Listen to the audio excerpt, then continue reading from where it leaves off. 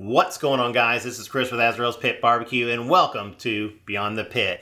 In this video series, we're going to cover topics such as tools and gadgets in the kitchen, food history and lore, and I'll tell you what, just about anything else that we think you might find interesting. Let's get into it.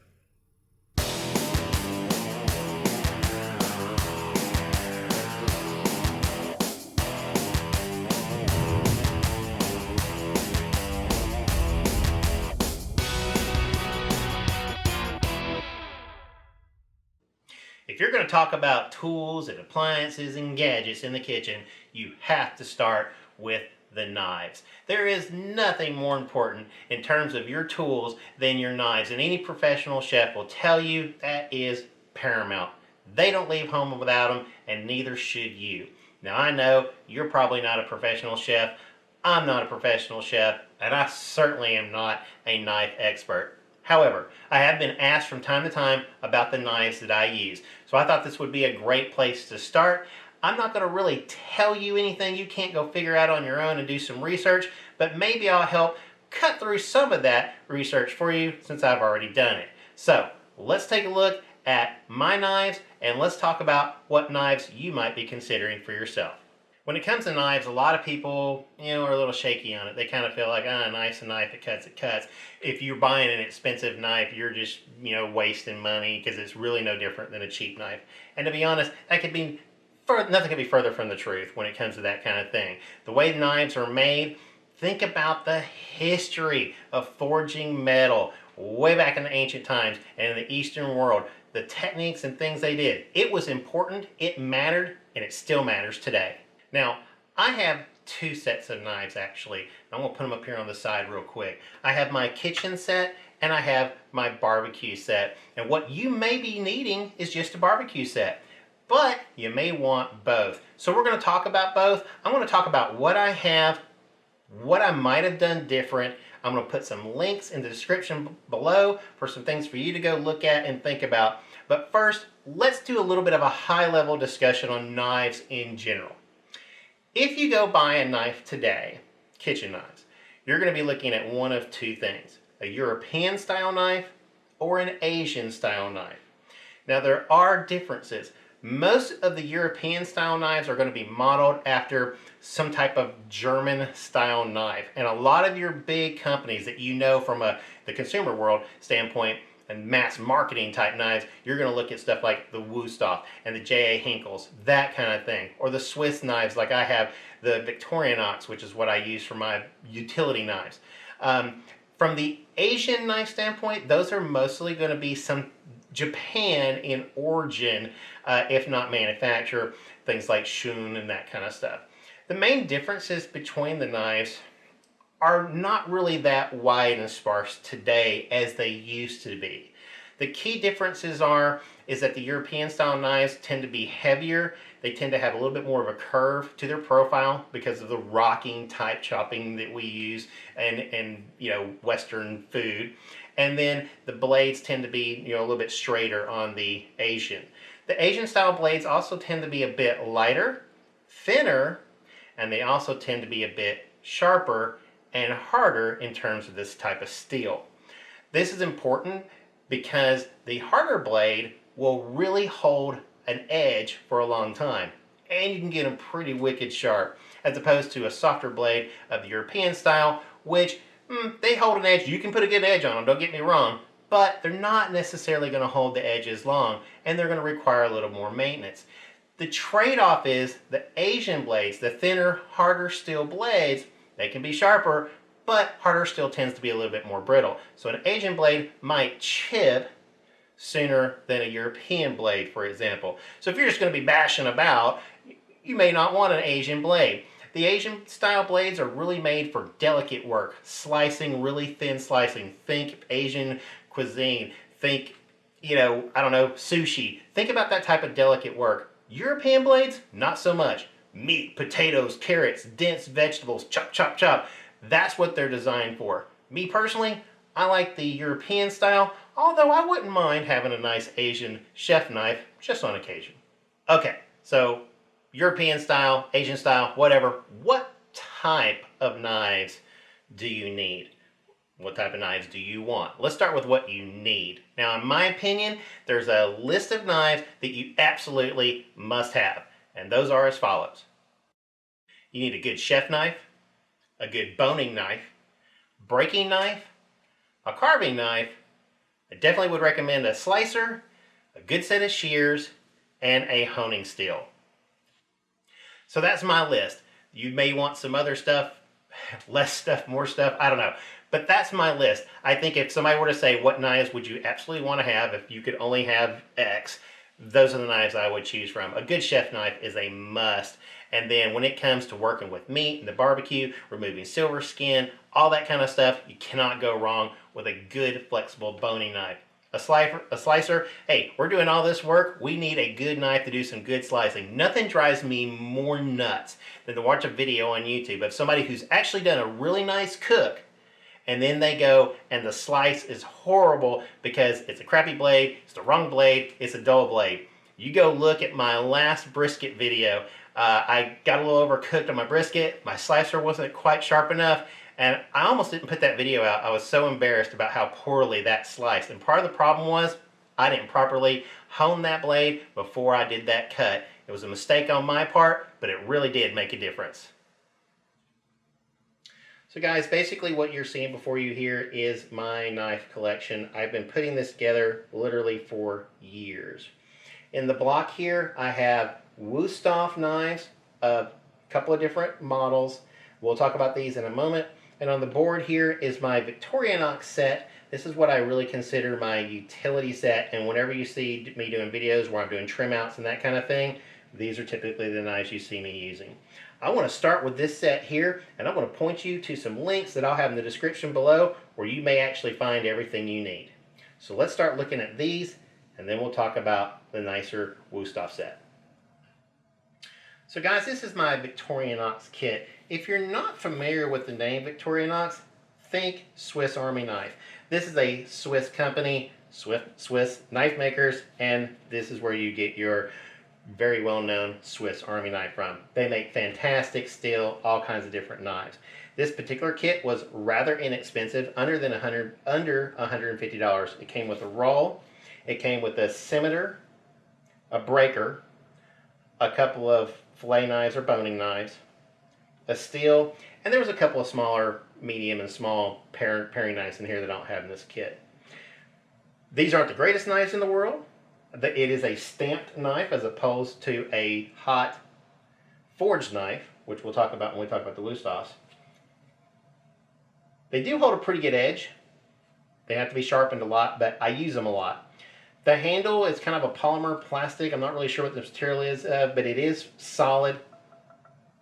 It is textured for grip. That is fantastic when you're dealing with greasy meats and that kind of stuff. I'll tell you, you sit around and cut up a bunch of meat for sausage making, or one of the reasons why I have these, I take these to the field when we are doing butchering of hogs, and you're dealing with a lot of fresh, warm fat. You get really greasy. This helps you keep control and a good grip on your knife.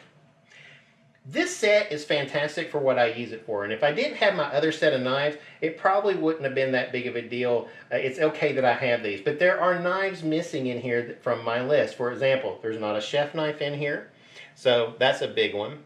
There's not a slicer in this kit, so that's a big one as well.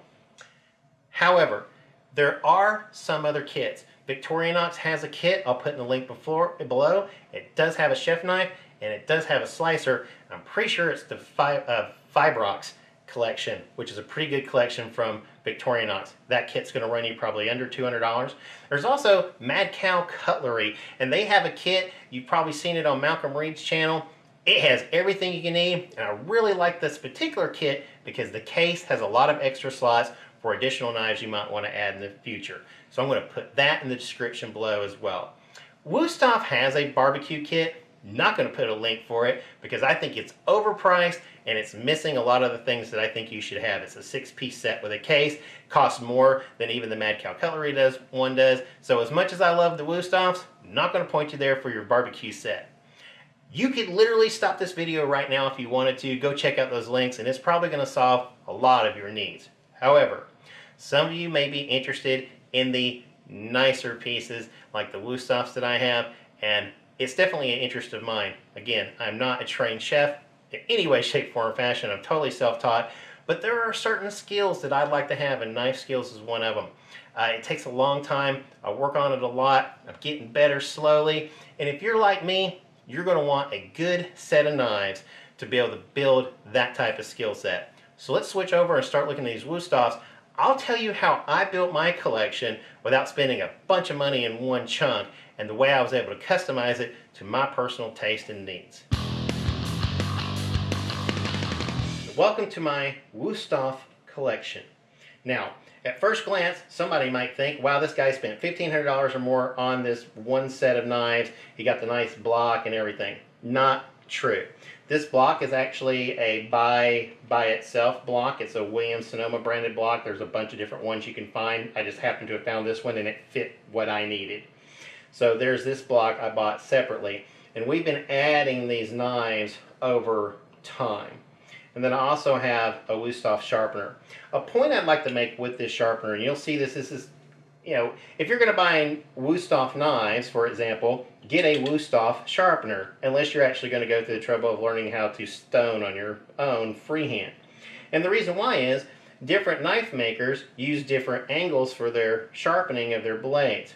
So if you get their sharpener, it will have the proper angle. You'll notice that this one has 2 slots, and then 2 more slots. And the reason is, one side is Asian, and one side is standard or the European. And the reason why that is the Asian blades tend to be a shallower angle than the European blades. If you were to take a European knife and run it through the Asian side, you could really actually screw up your knife, and it would take you a while because you would pretty much have to put a whole new edge on it.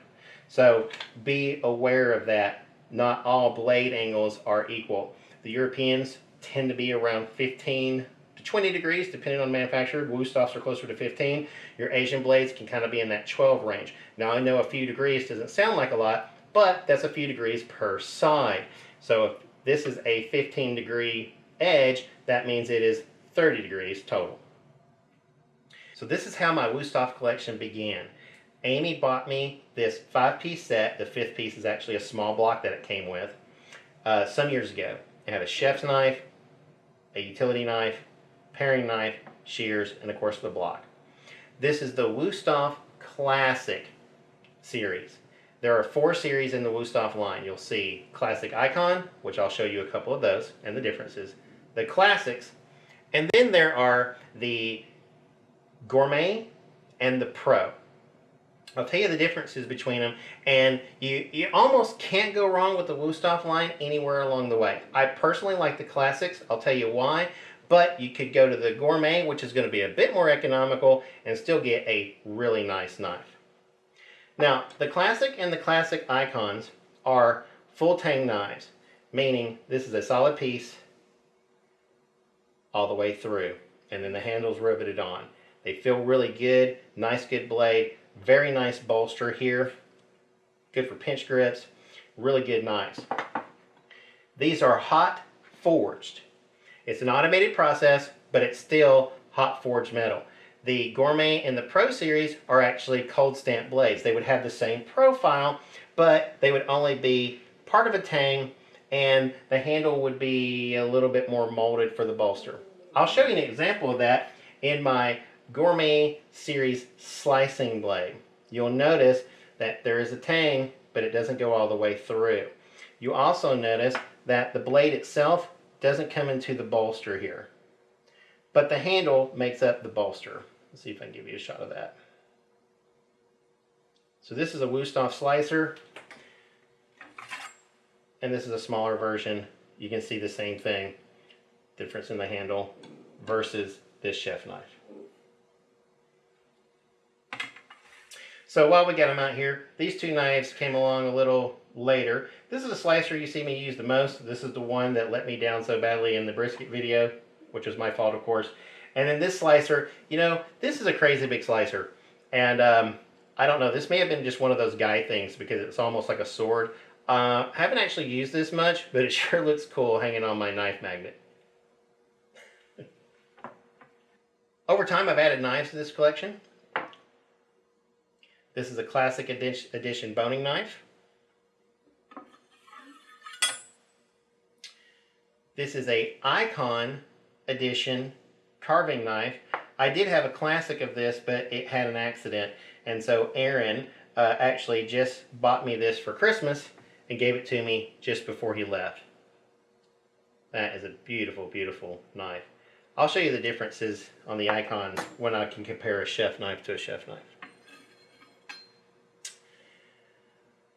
We have a classic edition bread knife.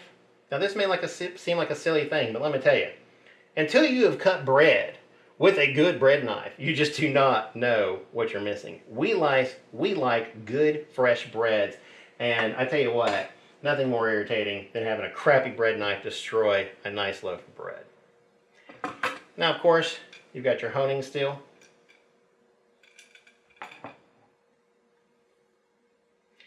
And then, one of the more expensive additions, I think, pound for pound, penny for penny, is going to be the Woodstock Classic Steakhouse steak knife.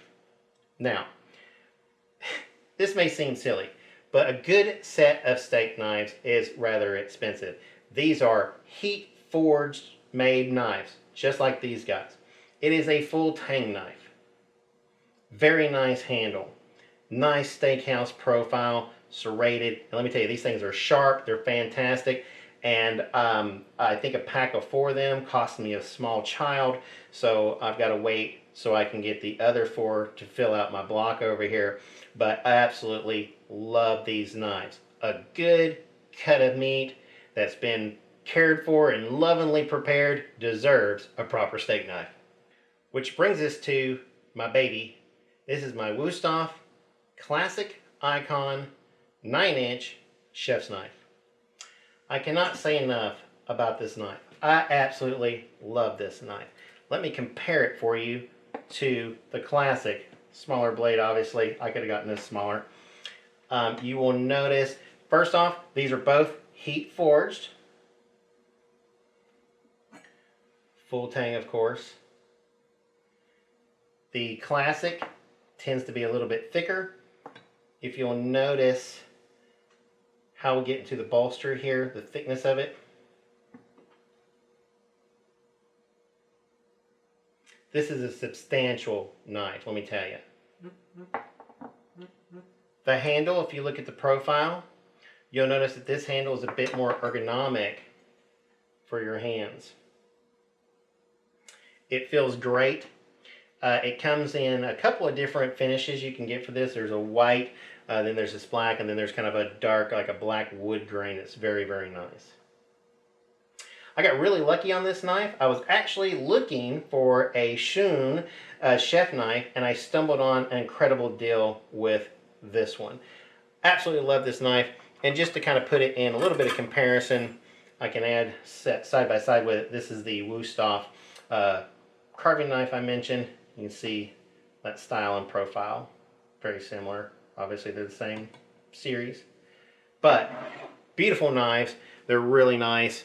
But I could not ever afford to go buy a whole set of these. So I have a couple, and I'm not going to replace what I have. Classic and the classic Ikons, they work out really nicely together. Now, one knife I have not mentioned is going to be a cleaver. These actually come in handy. A nice short cleaver like this has come really in handy. Now, I've got a little bit of a dilemma with this one. This is a J.A. Hinkle's. It was given to me by a friend as a gift, and just after a general knife conversation, I said, we were talking about knives I wanted. And they bought me this. Fantastic knife. My OCD's killing me on this one, though, because it's not a Woodstock, but it is a very nice blade. Man, this thing's heavy. You can't really tell, I don't think, but you can see how thick it is. This is a fantastic knife and great for chopping. I may have to replace this with a Woodstock one day, but it's not on my list to do right this moment. So this is a nicety, not a necessity, in my opinion. Well, guys, I hope that gets you started and gives you something to think about. Maybe you need to ask yourself the question of, how far down the rabbit hole do you really want to go. It is a full-blown subculture and sub-hobby in its own right. And man, not everybody wants skills like this or wants to aspire to skills like this or improve on skills like this. I do. And if you're like me, I hope you do the research and really put the effort into it. When it comes to your knives, really do some research. Get to a store that sells knives like these. Get them in your hands. Now, if that type of stuff isn't for you, check out the barbecue sets that I put in the links below and do some other research. See where your budget lands. I guarantee you, for under 300 bucks, you can get exactly what you need, get a good set of knives, but do yourself a favor. Don't skimp out. If the budget's a little tight, save your money and wait till you have it, because there's nothing worse than buying that piece of shit twice. Guys, I hope you have a great rest of your day. Thanks for watching. Keep that smoke rolling. Like and subscribe. We'll see you next time.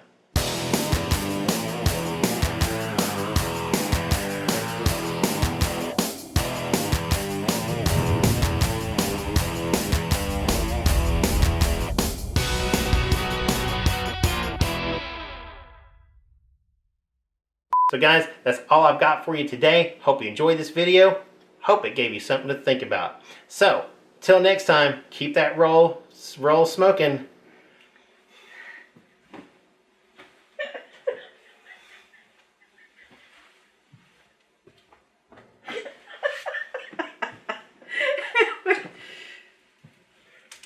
Yeah. Take 3. Wow. Nothing worse than buying a piece of shit twice. Is that what I said? Mm-hmm. Should I have said that? It's true. All right.